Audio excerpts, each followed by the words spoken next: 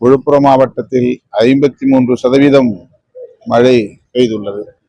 53 centimetre அளவுக்கு மழை பெய்துள்ளது.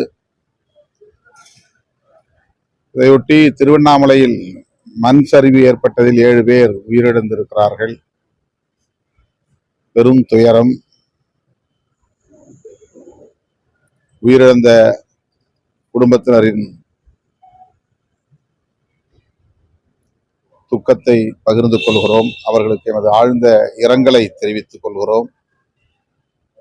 தமிழ்நாடு அரசு மிக வேகமாக களமிறங்கி மீட்பு நடவடிக்கைகளில் ஈடுபட்டு வருகிறது.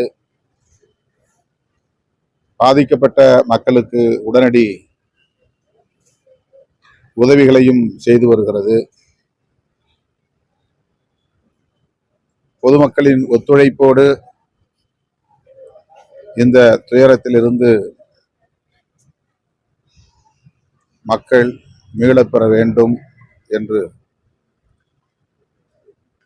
விளைகிறோம். தமிழ்நாடு அரசும் பொதுமக்களும் இணைந்து பாதிக்கப்பட்டவர்களை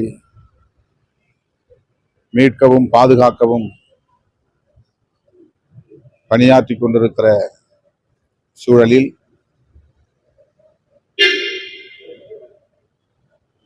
விடுதலை சிறுத்தைகளும் ஆங்காங்கே மீட்பு பணிகளில் ஈடுபட்டு வருகின்றனர். தொடர்ந்து ஈடுபட வேண்டும் என்றும் கேட்டுக்கொள்கிறேன். அதே போல பாத்தீங்கன்னா மத்திய அரசு பாராளுமன்றத்தில் எதிர்கட்சிகளோட குரலை கேட்கிறதுன்னு சொல்லிட்டு எதிர்கட்சிகள் தொடர்ந்து குற்றச்சாட்டு வச்சு வந்த நிலையில இன்னைக்கு கொளத்தூர்ல ஆய்வுக்கு போன முதல்வர் எடப்பாடி பழனிசாமியோட குற்றச்சாட்டை நாங்கள் மதிக்கிறதுதான் சொல்லியிருக்காரு. ஸோ ஒரே இது போன்ற செயலை எப்படி பார்த்தீங்கன்னா மத்திய அரசு எப்பவுமே எதிர்கட்சிகள் குற்றம் சாட்டக்கூடியது பாஜக அரசு எதிர்கட்சிகளோட பொருளுக்கு செவி சாய்ப்புன்ற மாதிரி எப்பவுமே ஒரு குற்றச்சாட்டு வச்சிருக்கோம். ஆனா தற்போது இந்த மழை வெள்ளத்தை பத்தி எடப்பாடி பழனிசாமி வச்ச குற்றச்சாட்டுக்கு நாங்க மதிப்பு தரேன்னு சொல்லிட்டு முதல்வர் சொல்லியிருக்காரு. கொளத்தூர் ஆய்வு எடப்பாடி பழனிசாமி அவர்களின் குற்றச்சாட்டை மதிக்கவில்லை மதிப்பில்லைன்னு சொல்லியிருக்காரு. நாங்க மதிப்பதில்லை அப்படின்னு முதல்வர் சொல்லியிருக்காரு. அப்பெல்லாம் எதிர்கட்சிகளோட வாய்ஸ் இதே செயல்தான் பிஜேபி இப்ப அதே இதை திமுக சொல்லியிருக்காங்க. ஆளுங்கட்சி மற்றும் எதிர்கட்சி ஆகிய இரு கட்சிகளுக்கும் இடையிலான அரசியல் எந்த பொருளில் அந்த கருத்தை சொன்னார் என்று நான் கவனிக்கவில்லை. எதிர்கட்சிகளின் விமர்சனங்களை ஏற்பதும் விமர்சனங்களுக்கு உரிய விடை இருப்பதும் ஆளும் தரப்பாரின் கடன் என்பதை அனைவரும் அறிவோம். மாண்புமிகு முதல்வர் அவர்கள் அவ்வாறு பதில் சொல்லியிருப்பது எந்த கான்டெக்ஸ்ட் எந்த பொருளில் என்று தெரியவில்லை. அது அவர்களுக்கு இடையிலான அரசியல். அதே போல அவதூறு வழக்குல எச் ராஜாவுக்கு 6 மண்டலம் சிறை தண்டனை. அவர் தொடர்ந்து இது போன்ற அவதூறுகளை பேசி வருகிறார். எல்லா நேரத்திலும் அவர் தப்பித்துக் கொள்ள முடியும் என்று நம்பி இருந்தார்.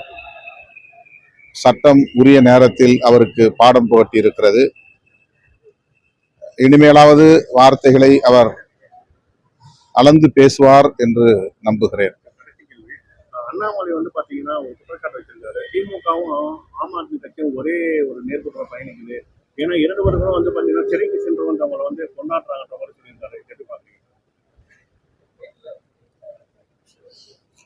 அவர் 3 மாத காலம் வெளியூரில் இருந்தார், வெளிநாட்டில் இருந்தார். வந்ததும் ஊடக கவன ஈர்ப்புக்காக ஏதோ பேசியிருக்கிறார். ஊடகங்களின் கவன ஈர்ப்புக்காக பேசுவோரின் பட்டியலில் அவர் மிக முக்கியமான இடத்திலே இருக்கிறார். ஆகவே ஆளும் கட்சியை விமர்சித்தால் கவனத்தை ஈர்க்க முடியும் என்பது அவருடைய உத்திகளுள் ஒன்றாக இருக்கிறது. அவர் ஒரு எதிர்க்கட்சியாக தன்னை நினைத்து கொண்டு, அதாவது அதிமுக எதிர்க்கட்சி அல்ல, பாஜக தான் தமிழ்நாட்டின் எதிர்க்கட்சி என்பதை போன்ற ஒரு கற்பனா உலகத்தில் இருந்து கொண்டு அவர் பேசிக் கொண்டிருக்கிறார். இந்த 3 மாத காலத்தில் தமிழ்நாட்டில் ஏற்பட்டிருக்கிற அரசியல் மாற்றங்கள், அதையெல்லாம் அவர் தன்னுடைய கற்பனைகளில் இருந்து, யூகங்களில் இருந்து, கருத்துக்கள் என்கிற பெயரால் விமர்சனங்களை முன்வைத்திருக்கிறார். அவருடைய கருத்துக்களுக்கு இப்போது போதிய வலு இல்லை என்பதுதான் உண்மை. பாதகம் செய்பவரை கண்டால் நாம் பயங்கொள்ளலாகாது பாப்பா, மோதி மிதித்து விடு பாப்பா, அவர் முகத்தில் உமிழ்ந்து விடு பாப்பா. அண்மை செய்திகளை உடனுக்குடன் தெரிந்து கொள்ள இணைந்திருங்கள் இயம்நாடு தொலைக்காட்சியுடன்.